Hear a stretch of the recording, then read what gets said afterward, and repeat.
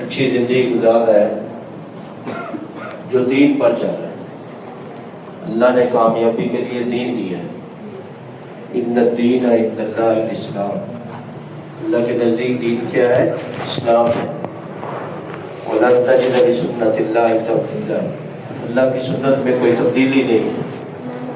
قیامت تک کے لیے ایک ہی فیصلہ ہے، دین والے کامیاب، دین کے علاوہ اور کوئی راستہ نہیں ہے۔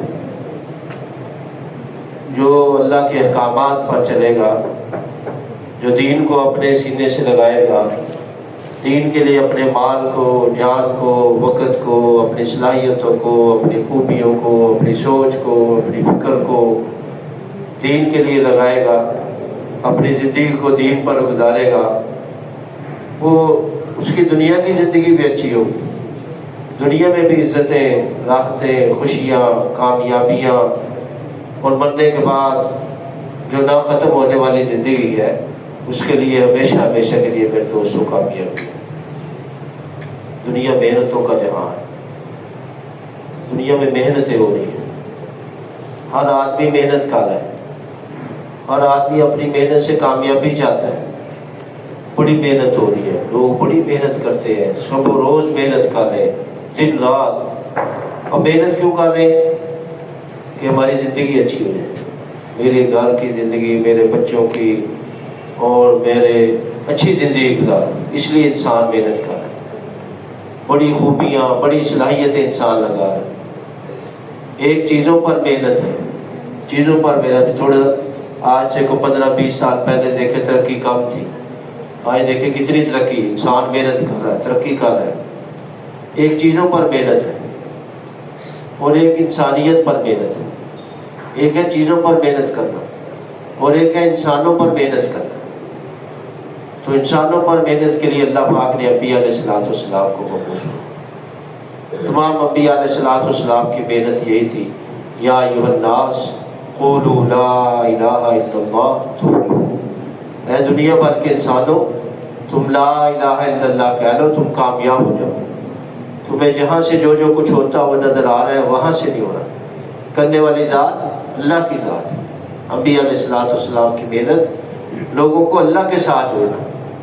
جتنا انسان کا تعلق اللہ کی ذات کے ساتھ انسان کا تعلق بنا ہوگا، اللہ کی عظمت، اللہ کی بڑائی، اللہ کا خوف، اللہ کا ڈر انسان کے دل میں ہوگا تو انسان کامیابی والی زندگی گزارے۔ اب حاکم کی بات کون مانتا ہے؟ جس کے دل کے اندر حاکم کی عظمت ہو، جس کے دل کے اندر اللہ کی محبت ہوگی، اللہ کا خوف ہوگا، اللہ کا ڈر ہوگا، اللہ کی عظمت ہوگی، اللہ کے حکم کی عظمت ہوگی۔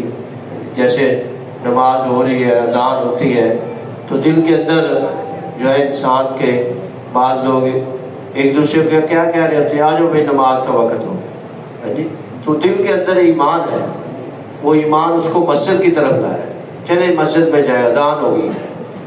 تو اللہ کے ساتھ جوڑنا انبیاء علیہ السلام کی محنت ہے کہ ساری چیزوں کے انسان کو توڑ کر اللہ کے ساتھ جوڑنا۔ کہ کرنے والی ذات اللہ کی ذات ہے۔ ابھی تھوڑی دیر پہلے ساری روشنی تھی، اب اندھیرا ہو گیا، تو دن میں سے رات کو نکالنے والا کون ہے؟ اللہ ہے، اور رات میں سے دن کو نکالنے والا کون ہے؟ اللہ ہے۔ اللہ کے علاوہ میرے دوستوں کوئی کچھ نہیں کر سکتا۔ قرآن پاک میں اللہ پاک فرماتے ہیں کہ یہ سارے انسان مل کر ایک مکھی نہیں بنا سکتے۔ انسان کہتا ہے میں یہ کر دوں گا، میں وہ کر دوں گا، میں یہ کر دوں گا، کون کرنے والا ہے؟ اللہ کی ذات۔ کعب رسول صلی اللہ علیہ وسلم کے پاس آئے، سوال کیا کہ روح کیا ہے؟ قرآن کی آیت ہے جس کا ترجمہ ہے کہ روح اللہ کا حکم ہے۔ اللہ کا حکم ہوتا ہے تو انسان زندہ ہے، اور اللہ کا حکم نکلتا ہے انسان مردہ ہو جاتا ہے۔ اب میں بول رہا ہوں تو کس کے حکم سے بول رہا ہوں؟ اللہ کے حکم سے۔ آپ بات سن رہے ہیں تو کس کے حکم سے سن رہے ہیں؟ اللہ۔ ہمارے جسم کا ایک ایک ذرہ اللہ کے حکم سے۔ ایک یہودی حضور صلی اللہ علیہ وسلم کے پاس آیا اور سوال کیا کہ مشیت کیا ہے، کس کے چاہنے سے کام ہوتے ہیں؟ اس نے کہا کہ جب میرا دل کرتا ہے تو میں بیٹھ جاتا ہوں، جب میرا دل کرتا ہے تو میں کھڑا ہو جاتا ہوں۔ حضور صلی اللہ علیہ وسلم نے فرمایا کہ جب اللہ اس بات کو چاہتا ہے کہ تو بیٹھ جائے تو تو بیٹھ جاتا ہے، اور میں جب اللہ اس بات کو چاہتا ہے کہ تو کھڑا ہو تو تو کھڑا ہو جاتا ہے۔ پھر اس نے کہا کہ جب میرا دل کرتا ہے تو میں کھجور کا درخت کاٹ لیتا ہوں۔ تو حضور صلی اللہ علیہ وسلم نے فرمایا کہ اللہ جب اس بات کو چاہتا ہے کہ تو کھجور کا درخت کاٹ لے تو کاٹ لیتا ہے۔ پھر اس نے کہا کہ جب میرا دل کرتا ہے تو میں اس کو کاٹنا چھوڑ دیتا ہوں۔ جناب رسول اللہ صلی اللہ علیہ وسلم نے کہا کہ جب اللہ اس بات کو چاہتا ہے کہ تو اس کو کاٹنا چھوڑ دیتا ہے۔ جبرائیل علیہ السلام آئے اور جواب دیا کہ عرض کیا کہ یہ جو آپ نے جواب دیے ہیں یہ بھی اللہ کے حکم سے۔ میرے دوستو، انسان کے جسم میں جب تک روح ہے تو انسان کام کم ہے، اب روح اللہ کا حکم ہے، اللہ کا حکم نکل گیا انسان مردہ ہے۔ اللہ کا حکم تھا تو انسان دیکھ رہا ہے، اللہ کا حکم تھا انسان بول رہا ہے، اللہ کا حکم ہے انسان چل پھر رہا ہے، اللہ کا حکم ہے انسان ہاتھ سے کام کر رہا ہے، کانوں سے سن رہا ہے۔ اب یہ جو اللہ نے اختیار دیا تھا اس اختیار کو کیسے استعمال کیا؟ کوئی ذات زندگی دی ہے، دیکھنے میں بھی اللہ کا حکم کیا ہے، اور سننے میں بھی اللہ کا حکم کیا ہے، اور سوچنے میں بھی اللہ کا حکم کیا ہے۔ سوچ کی رفتار سب سے تیز ہے، انسان ایک لمحے میں کتنے ملکوں کے اندر چلا جاتا تو دین کے بارے میں سوچنا، تو یہ ہاتھ سے کام کر رہا ہے تو یہ بھی اللہ کا حکم ہے۔ اب یہ جو اللہ نے اختیار دیا تھا یہ کیسے استعمال کیا؟ پاؤں سے چل کے جا رہا ہے، یہ بھی اللہ نے جو اختیار دیا تھا اس کو کیا کیسے استعمال کیا؟ تو 24 گھنٹے کی زندگی میں میرے دوستو اللہ نے جو ہمیں زندگی دی ہے اس کو اللہ کے دین کے مطابق استعمال کیا۔ تو انبیاء علیہ السلام کی محنت انسانیت پر تھی کہ انسانیت یہ جو ہے کائنات کا دولہ ہے، اور اس کے گرد جو اس کی زندگی اچھی ہوگی تو سارے حالات اچھے ہوں گے، اور اگر انسان کی اپنی زندگی اچھی نہیں ہوگی تو اس کے حالات بگڑتے جائیں گے۔ تو انبیاء علیہ السلام کی محنت یہی تھی، اے دنیا بھر کے انسانوں تم لا الہ الا اللہ کہہ لو، تم کامیاب ہو جاؤ۔ ساری کائنات کو بنانے والا کون ہے؟ اللہ ہے۔ زمین اور آسمان کو بنانے والا اللہ ہے۔ سورج چاند ستاروں کو، درختوں کو، جنگلات کو، صحراؤں کو، پہاڑوں کو، وادیوں کو، انسانوں کو، جنات کو، سب کا خالق کون ہے؟ اللہ۔ مجھے کہتا ہے بھی یہ درخت ہے اس کے پتے گنے، تو انسان ایک درخت کے پتے نہیں گن سکتا۔ کتنے دنیا میں درخت ہیں، کتنے پتے ہیں، کتنے سبز ہیں، کتنے زرد ہیں، کتنے گر چکے ہیں، اور کتنے گریں گے، اور کتنے قیامت تک نئے لگیں گے، کتنا اس دنیا میں پھل آیا ہے اور کتنا قیامت تک آئے گا، اور کون سا انسان کھائے گا اور کون سا جانور کھائے گا اور کون سا ضائع ہو جائے گا، یہ سارا کس کے علم میں ہے؟ سارے نظام کو چلانے والا کون ہے؟ اللہ۔ اللہ کے علاوہ میرے دوستوں کوئی کچھ نہیں کر سکتا۔ ہر چیز اللہ کے حکم کے اندر جکڑی ہوئی۔ یہاں ہم پانی پیتے ایک گلاس پانی کا، ایک گلاس دودھ کا، جنت میں کیا ایک دودھ کی نہریں ہو، شہد کی نہریں ہو، اور وہاں اللہ کا حکم ہو۔ انسان کتنا کھانا کھا جائے، اتنی بڑی بڑی نعمتیں رکھی۔ ایک جنتی کے پاس ایک فرشتہ آئے گا، وہ اللہ کا حکم لے کر آئے گا، اور وہاں پہ جنت میں جنتیوں کو سلطنت ملے گی۔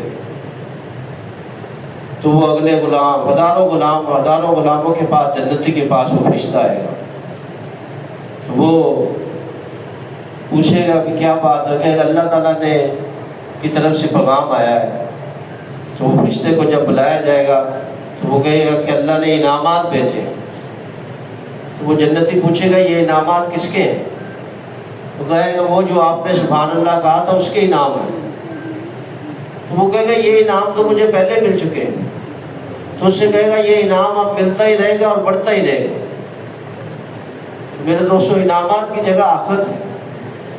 دنیا کی زندگی محنت کی ہے، اپنے اللہ کے احکامات کے مطابق اپنی زندگی کو گزارنا۔ ساری کائنات کا مالک بھی اللہ ہے. انسان کہتا ہے میری دکان ہے، میرا زمیندارہ ہے، میری تجارت ہے. انسان کا وہی ہے جو خرچ کرتی ہے. ساری دنیا کے بادشاہ بھی چلے گئے، شہروں میں جاتے بڑے بڑے محلات ہیں تو وہ محل خالی تھوڑے تھے، اس میں بادشاہ تھا، ہزاروں غلام تھے. وہ کہاں چلے گئے؟ 100 سال پہلے یہاں جتنے یہ بھائی تشریف فرما ہے، بچے بھی ہیں، تو کوئی بھی نہیں تھا، اور 100 سال بعد بھی کوئی بھی نہیں ہو. جیسے آج آدمی کہتے بھائی جماعت والے کہتے بھائی چلہ لگا لو، سروزہ لگا لو، فلاں وقت کے لیے چلے جاؤ. وہ کہتے ہیں مجھے تو کام ہے، میں تو مصروف ہوں، مجھے یہ کام ہے. تو ہمارے جو بڑے تھے ان کو بھی ایسے تھا. شادی بیاہ میں لوگ اکٹھے ہوتے ہیں، ہاں جی، خوشی غمی میں اکٹھے ہوتے ہیں، عید کے موقع پر اکٹھے، سارا خاندان اکٹھا ہوتا ہے. تو کسی سے پوچھ لیں 3-4 نام یاد ہوتے ہیں. ایک جب میں نے بات کی، وہ کہتے ہیں مجھے تو 15 نام یاد ہے. بعض لوگوں کو نام یاد بھی ہوتے ہیں، لیکن وہ کہاں چلے گئے؟ آج ہمیں ان کے ناموں کا نہیں پتا، ان کی قبروں کا نہیں پتا.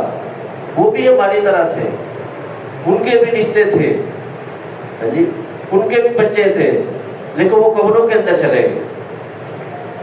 تو میرے دوستو، یہاں کسی نے نہیں رہنا. اصل زندگی آخرت کی ہے، اور دنیا میں اگر انسان دین کے مطابق زندگی گزار کر جائے گا، اللہ کو راضی کر کے جائے گا، تو پھر انسان کی دنیا بھی کامیاب ہوگی، آخرت بھی کامیاب. تو اللہ پاک نے اس محنت کے لیے انبیاء علیہ السلام، کائنات کی عظیم ہستیوں کو اس کام کے لیے چنا. نوح علیہ السلام 950 سال محنت کی.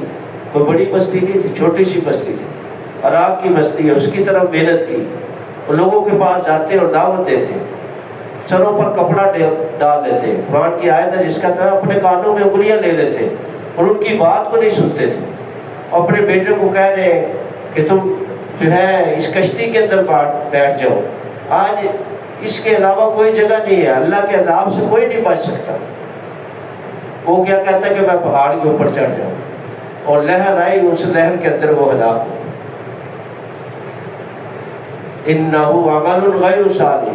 اللہ پاک ہمارے اس کے عمل اچھے نہیں ہیں، اللہ کے نبی کا بیٹا ہے، عمل اچھے نہیں ہے، اللہ نے ہلاک کر دی.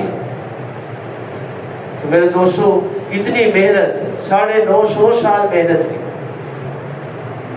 ہود علیہ السلام قوم عاد کی طرف آئے، طاقتور قوم تھی، درخت کو پکڑتی اور اکھاڑ دیتی تھی، اور ان کا یہ نعرہ تھا ہم سے کوئی طاقتور ہو سکتا ہے. اتنی طاقت تھی، لیکن طاقت سے کامیابی نہیں ملی. وجہ کہ اللہ کے نبی کی بات کو نہیں مانا، احکامات کو نہیں مانا.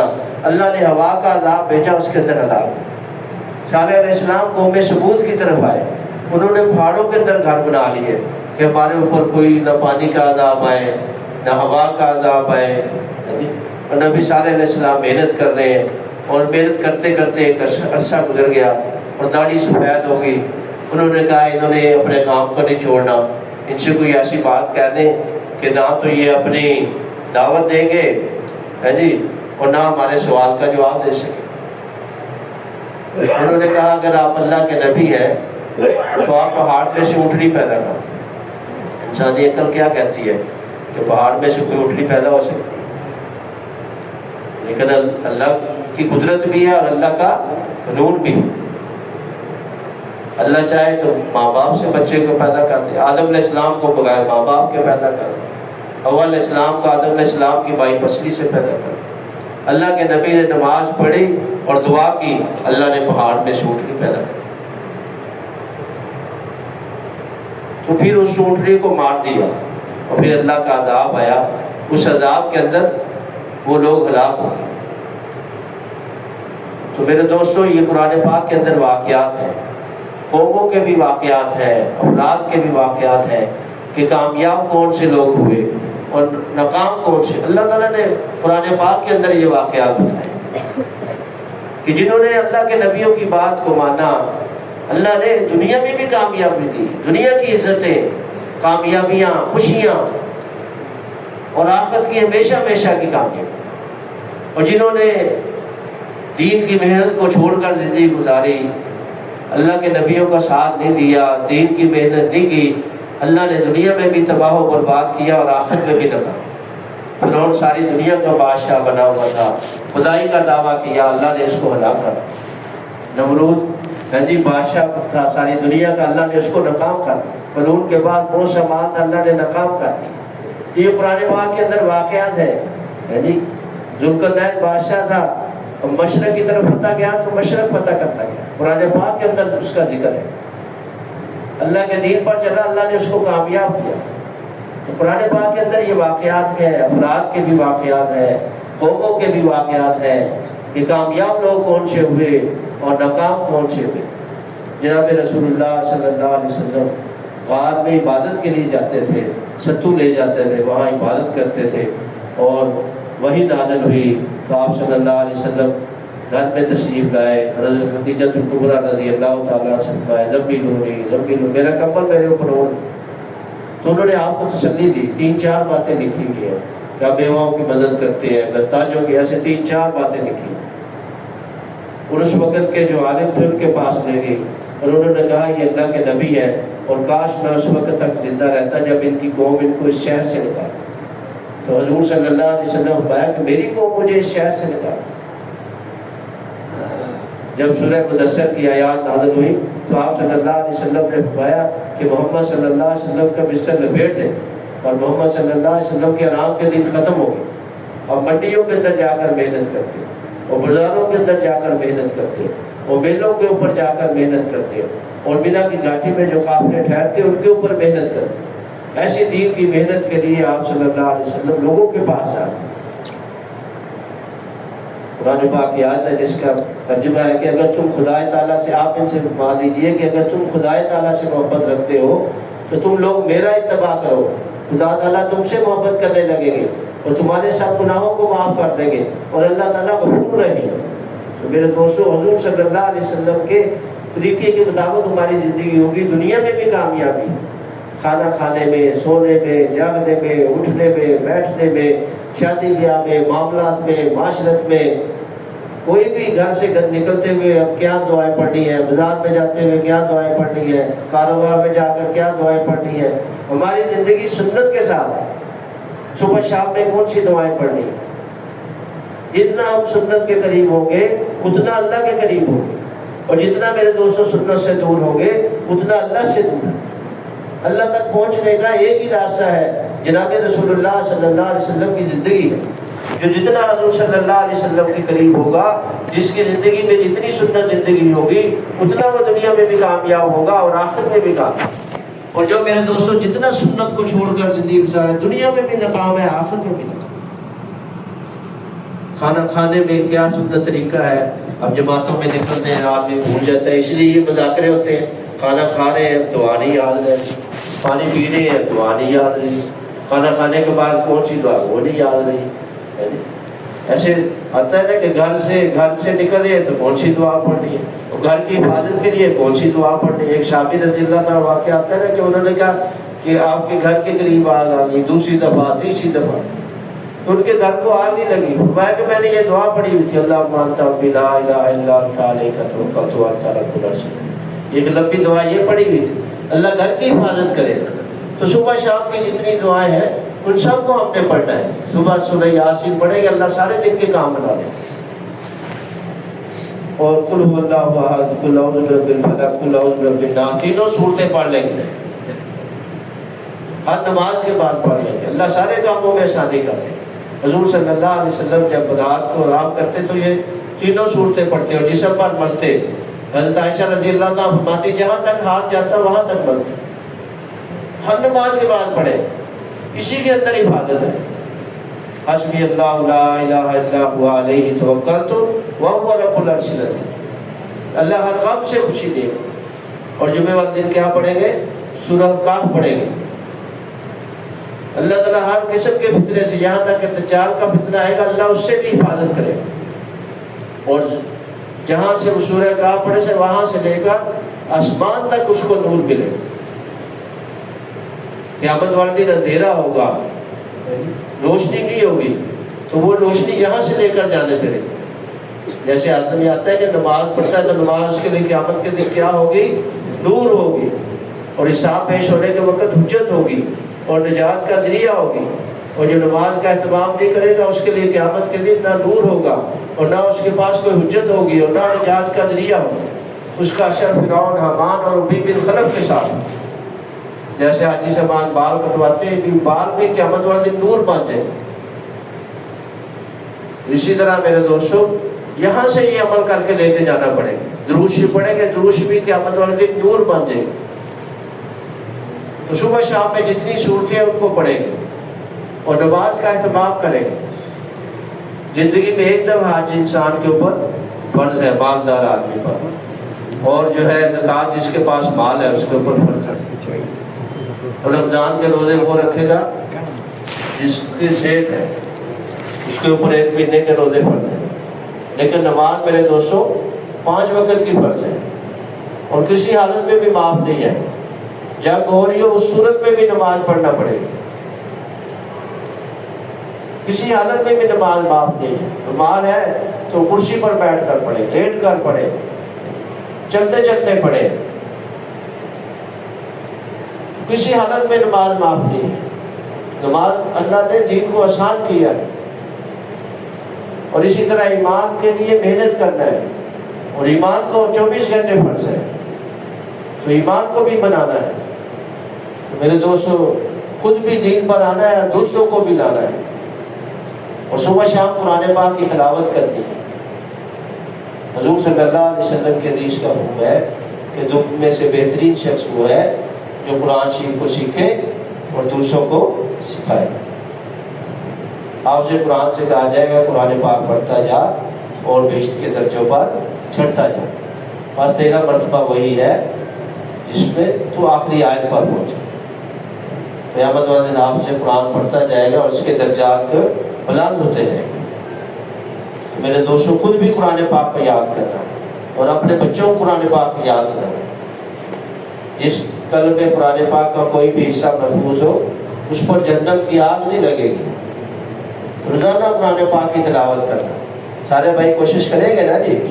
کتنے لوگوں کو بیان میں آتا ہے ابھی بھی کہ روزانہ ایک قرآن پاک پڑھتے ہیں. روزانہ قرآن پاک کی تلاوت جو ہے ترتیب سے ہم پڑھنے والے بنے. مغرب عشاء میں کیا پڑھیں گے؟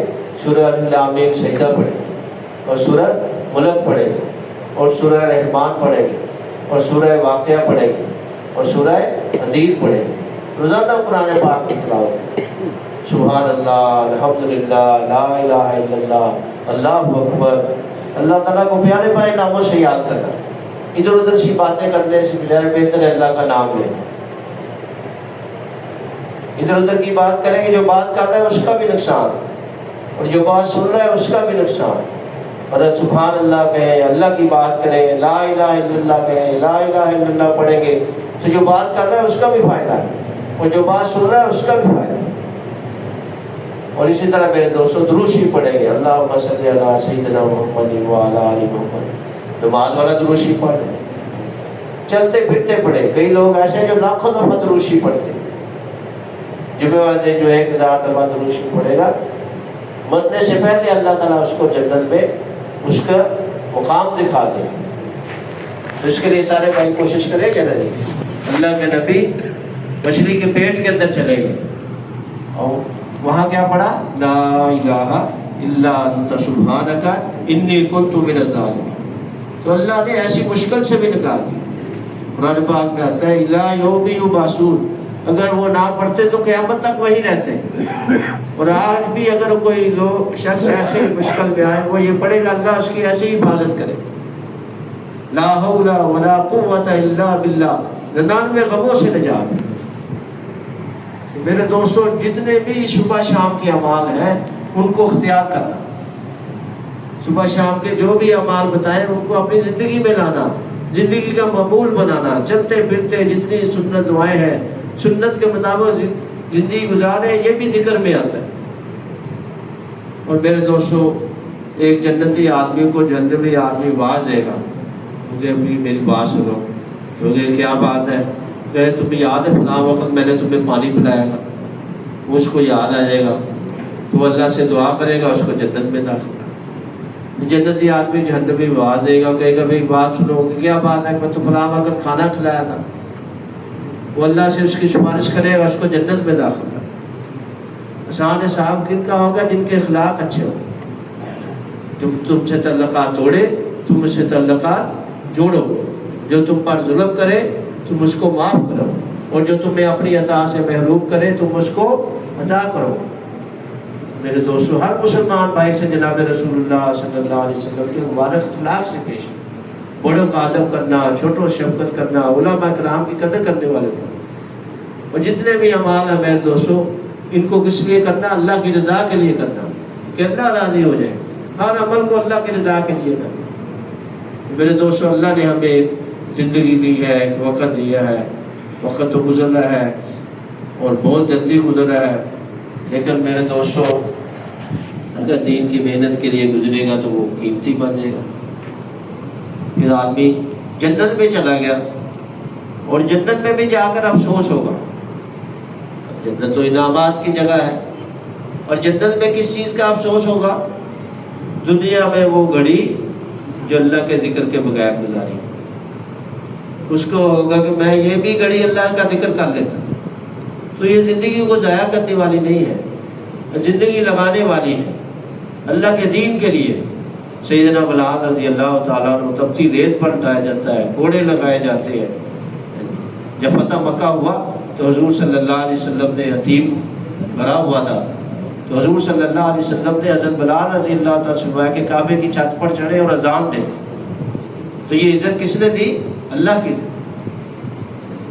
کہ اللہ کے دین کے لیے جو بھی میرے دوستوں اپنے مال کو، جان کو، وقت کو لگائے گا، دنیا اور آخرت کی کامیابی ہے. سیدنا ابوبکر صدیق رضی اللہ تعالیٰ سارا مال لے کر آئے.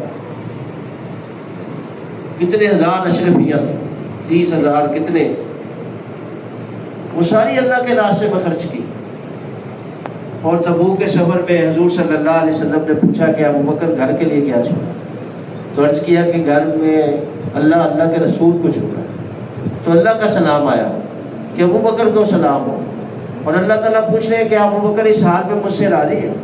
مجھے آپ کو کوئی آدمی کہے بھائی سلام کرے، آدمی کتنا خوش ہوتا ہے، مجھے فلاں کا سلام آ رہا ہے. جس کو اللہ تعالیٰ سلام کہہ رہے ہیں کیا درجہ ہے؟ اللہ کا سلام جس کو آئے. اور اللہ تعالیٰ پوچھ رہے ہیں کہ ابوبکر اس حال میں مجھ سے راضی ہے؟ یہ کب ہوا؟ جب سب کچھ اللہ کے دین کے لیے لگائے. اور ابوبکر رضی اللہ تعالیٰ کیا فرماتے ہیں کہ مجھے کتنی چیزیں پسند ہے؟ 3 چیزیں پسند. کیا پسند تھا؟ حضور کے چہرے کو دیکھنا، یہ ابوبکر رضی اللہ تعالیٰ کو پسند تھا. میری بیٹی آپ کے نکاح میں یہ پسند تھا. اور اپنے مال کو آپ پر خرچ کرنا یہ ان کی پسند تھی. قیامت والے دن سارے لوگ پریشان ہو گئے.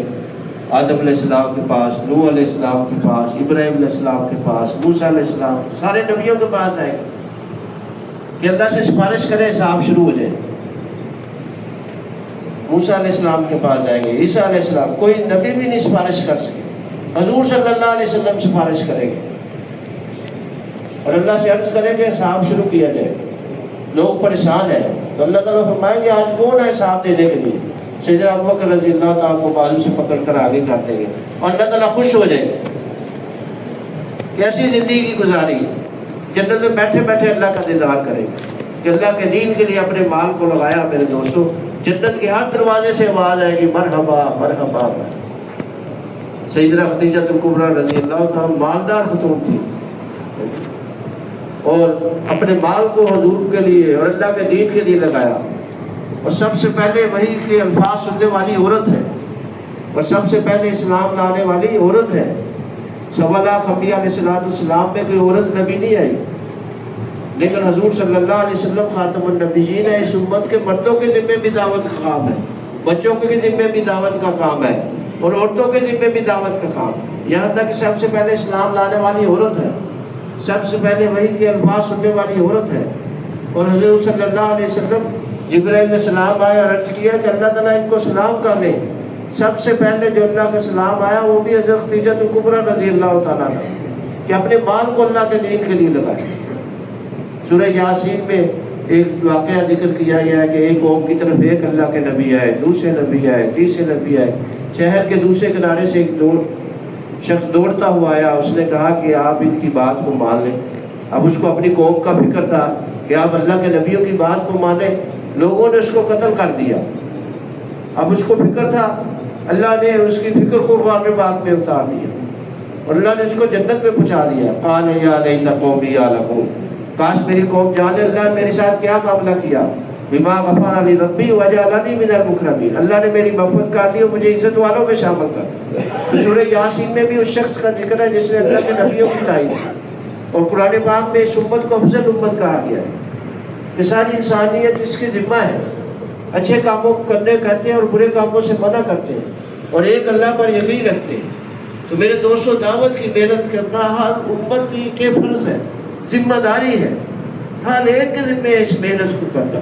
یہ اللہ نے ہمیں موقع دیا ہے. اصحاب کہف جو اپنے ایمان کو بچانے کے لیے گئے، اللہ نے ان کا ذکر قرآن پاک کے اندر کیا اور آج بھی ان کی خبریں اردن کے اندر ہیں. اپنے ایمان کو بچانے کے لیے گئے ہیں. اللہ نے ان کا ذکر قرآن پاک میں کیا ہے. میرے اور آپ کے ذمہ ہے اس محنت کو کرنا، اس کام کو کرنا، اس کے لیے مال کو لگانا، جان کو لگانا، وقت کو لگانا، اپنی صلاحیتوں کو لگانا، اپنی خوبیوں کو لگانا. لگے ضرور انسان کی صلاحیتیں، خوبیاں، طاقتیں دنیا میں اگر لگ رہی ہے اور اگر دین کے اوپر لگ گئی میرے دوستوں، یہ تو سودا سستا ہے. اگر انسان کا یہ اللہ کی طرف سے ہے. دیکھیں ہم یہاں جتنے بھی بیٹھے ہیں، بھائی تشریف فرما ہے، ہم دنیا کے سب سے خوش قسمت ہیں. سب سے خوش قسمت کیوں ہے؟ ہمارے پاس کلمہ ہے، لا الہ الا اللہ محمد الرسول. سب سے بڑی نعمت ہمارے پاس اور سب سے بڑی محنت بھی ہمارے پاس، دعوت کی محنت، ساری انسانیت کا کلمے کو بچانا، کلمے کی محنت کرنا. تو اس کے لیے اللہ نے ہمیں ایک موقع دیا ہے اور جو بھی اس کام کو کرے گا وہ اللہ کا سفیر ہے اور نبیوں کی طرف اس کی دعائیں قبول ہوں گی اور سارا غیبی نظام اس کے ساتھ ہے. اس کے لیے فرمایا جاتا ہے 4 ماہ لگا کر اس کام کو سیکھا جائے اور پوری زندگی اس کام کو مقصد بنا کر کیا جائے. 4 ماہ لگ جائے تو 7 ماہ کے لیے نکلا جائے. تو اس کے لیے فرمائے ماشاءاللہ